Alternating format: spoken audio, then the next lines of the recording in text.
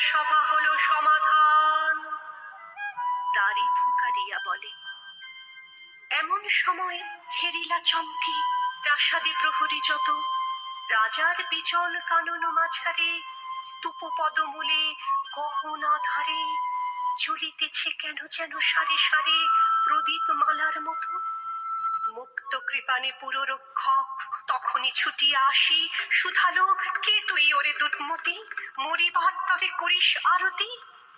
মধুর কণ্ঠে শুনিল, শ্রীমতী, আমি বুদ্ধের দাসী।